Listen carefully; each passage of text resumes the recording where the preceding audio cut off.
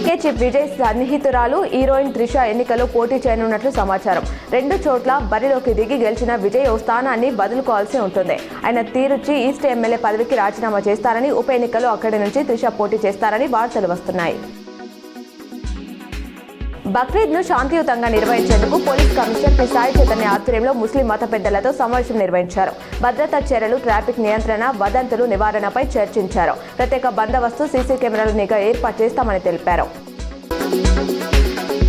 రాష్ట్రంలో భూముల ధరలను పెంచాలని క్యాబినెట్ భేటీలో ప్రభుత్వం నిర్ణయించింది. కొన్ని ప్రాంతాల్లో వాస్తవ ధరలతో పోలిస్తే భారీగా హెచ్చుతగ్గులున్నాయని గుర్తించింది. కాగా ఈ నెల చివరి వారంలో పెంచిన ధరలు అమలుకు వస్తాయి. ఇక భూముల ధర పెరిగేలోపు హెల్త్ పాలసీలో దరఖాస్తుకు మరో అవకాశం ఇవ్వాలని నిర్ణయించింది.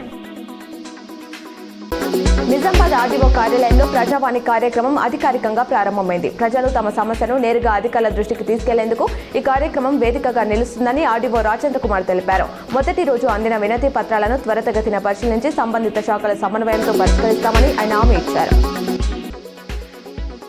డిచ్పల్లి మండలం ధర్మారం బి గ్రామంలో ధాన్యం కొనుగోలు చేయాలని జాతీయ రహదారిపై రైతులు రాస్తారోకో చేశారు. గత 20 రోజుల నుండి వరి ధాన్యం కోసి కల్లాల్లో వరి ధాన్యం కొనుగోలు చేయడం లేదని మండిపడ్డారు.